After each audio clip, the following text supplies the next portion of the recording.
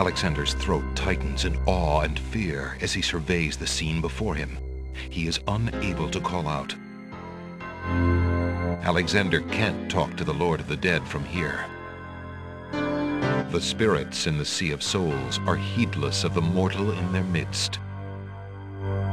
Excuse me, I'd like an audience, please. The shrouded guards escort Alexander to the throne of the Lord of the Dead.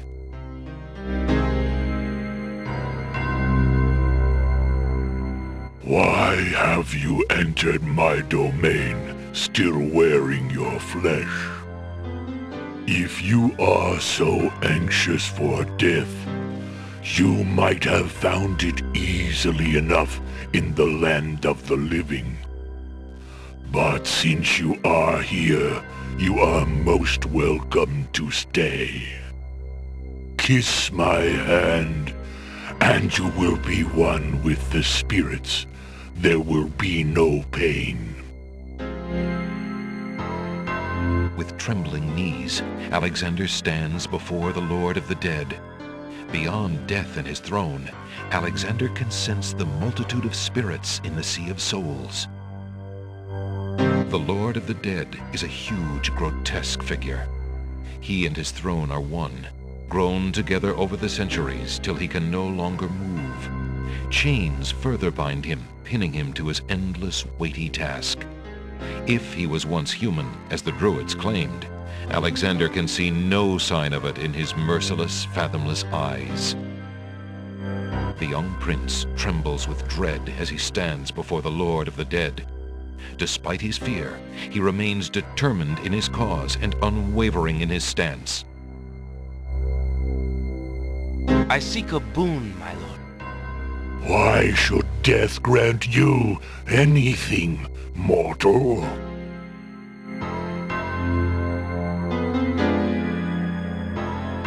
The Lord of the Dead would probably not be interested in a bedtime story.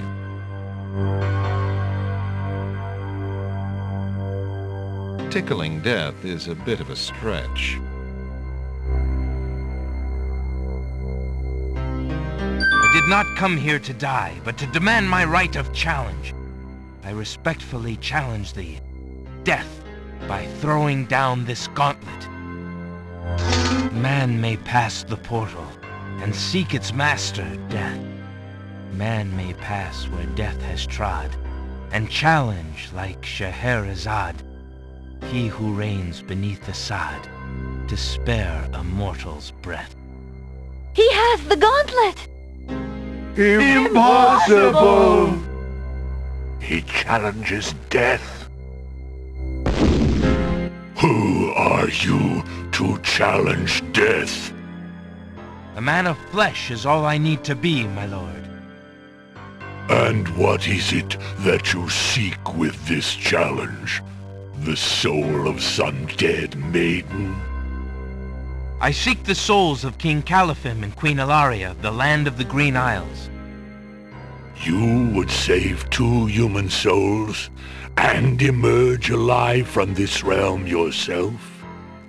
That shall be a difficult challenge indeed.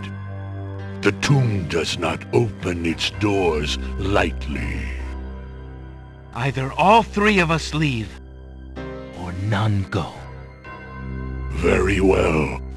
Then let me think of an appropriate task. Ah, yes, I have it now. Your challenge is this. For thousands of years, I have sat upon this throne. I have heard every sad tale that can be told by human lips. I have seen tragedies that ended empires, injustices that defy reason, love that would light the very stars turn cold and hard. I have seen torments that cannot possibly be borne, and yet must be for centuries. This thing I have never done. I have never shed a tear. Make me cry, thou man of flesh. That is my challenge. Make death cry? Sooner could he turn sea to stone, or fire to ice. Perhaps a tale of my love?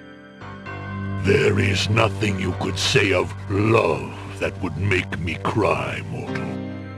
I have had Cleopatra and Helen of Troy stand before me, and they move me not. Your common desires mean nothing to me.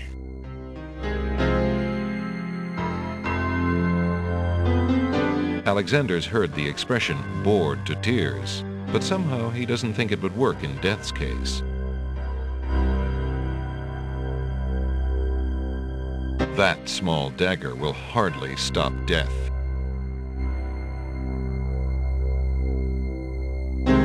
The Lord of the Dead is unlikely to be moved by the Mother Ghost's tale of woe. Alexander doesn't want to involve Cosima in this. He'd just as soon Death not know too much about her.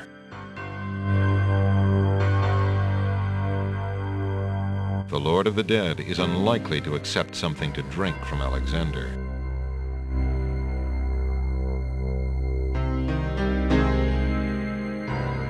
The Scythe cannot threaten Death himself.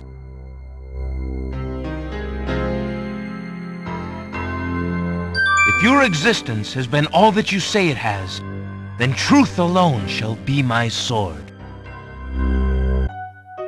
The mirror's surface swirls with darkness for a moment, then fills with images even blacker. Reflections of despair, of wailing souls, of shackles colder and more immutable than any forged by man, of a world of thirsts that can never be quenched. Alexander feels the mirror tremble in his grasp, and is glad that he cannot see its face. But the Lord of the Dead is transfixed to the mirror, to the screening of his life.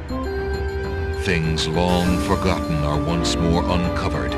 His enslavement to this throne while still a man, the years of watching misery and horror and growing ever more numb to it, the seep of his own humanity, the slow growth of a new thing altogether which became that which he is now.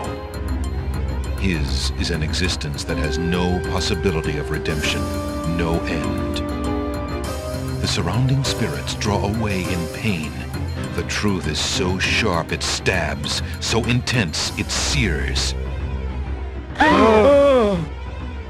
Take it away. Make it stop.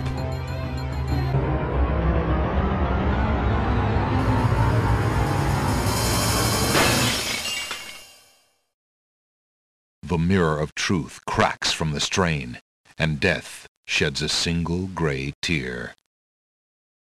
Truth is indeed a terrible thing. I have worn this mantle for so long, I had forgotten its dreadful weight. You shall take the souls and leave as I agreed. You have been granted to stay from this inevitable reality. I almost envy you. Find the souls he has claimed, and bring them to me. King Caliphim and Queen Ilaria, I presume. Your hero has won you a few more years of mortality. May your souls be more prepared for their rest when you return.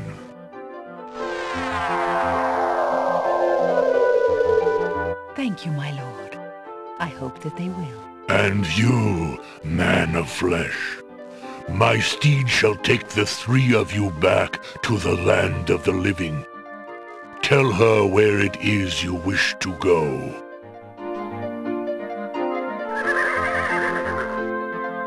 Until we meet again, then, I assure you, we will meet again. No offense, my lord, but I hope that will be many long years from now. It is never as long as you might wish, mortal. Now, Begone. Yes, my lord.